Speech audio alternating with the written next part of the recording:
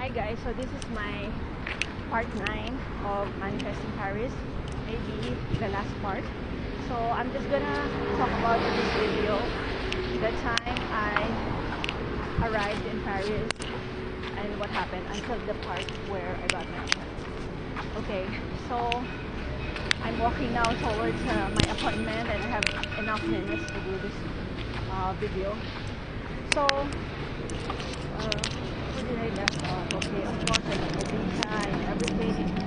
Oh my god, you have to have the show money in the banks, you know. So by the way, I have a friend who applied in France that wasn't accepted, even though she had more money than I do. And she was told that she's not of good character. Oh my god, I don't know what made them say that, you know. I feel a bit pity for her because I don't know, she's truly someone awesome, you know. Anyway, just like a warning. So so by the time that I was applying for the visa, they asked me where was my last address in Paris. Take note, this is more than 13 years ago. And I forgot like the address, but I remember the road. I said, isn't it this road? And isn't it in this district? And then the guy smiled. Yes, it is. So I was a little bit scared about that. So there's this part of the visa part, and there's this part from the French embassy that are in charge of the education and everything. So because I already went to Paris before, I think it was easier for them to accept me, or you know, or something, because I guess I came back, right? Because that's what people are afraid of, like you don't come back. Okay, so there's that. When I got to Paris, I rented an Airbnb. I told myself I could probably get my own apartment in a month, maximum 2 months. I was wrong.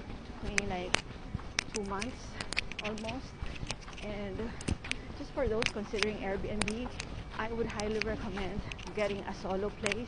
Don't share with anybody, especially the owner. You might think, you know what, I'm a harmless old lady, it's fine. They could be your worst nightmares. Number one, they take note of how much time you spend in the room. Like, they will always ask you to get out, even if you paid for the whole entire month. They're like this. And also they count how many times you took the shower. That time it was September, so it's fine. And also I don't have a problem with this because I take showers quite quickly. But in the experience of my other friends who did, oh my god, they told me, my god, why do people here are so stingy about the water? You know, like that. So I was in a hurry to find my own place, and I wouldn't recommend the agency that I got because I don't know if it's still working. That was like 7 years ago. But that was what my classmates were using. It's an agency that lets you rent apartment for a long time. For me, I just picked 3 places, and if you come to Paris, people will tell you, oh my god, you should have the right documents, you should have a guarantor and everything. I have a guarantor, a French guarantor, my mom's friend and everything. But I was still nervous that I wouldn't get it because I'm a student, you know. We all know students don't have money, right? And plus I'm Asian. I don't know. I know there's a bias between Asian and non-Asian people over here, especially in Europe. But luckily I was wrong because apparently my landlady, she used to work in the film industry, and she made a film in the Philippines, and she said the people there were nice. So when she saw my profile and she saw that I'm Filipina, she said, okay, you know what, I'm gonna trust this girl, I'm gonna give her a chance. So there you go.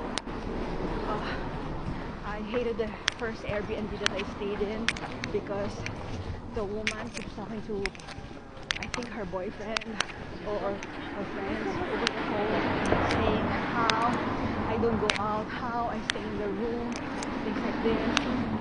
And I also thought that going on dates would help. At least you have something. No, oh my God. I'm going to tell you about the first dates in Paris are so crazy. Like, I think that should be in another video because I don't want to be part of my mem. Anyway, that's all for now. Au revoir.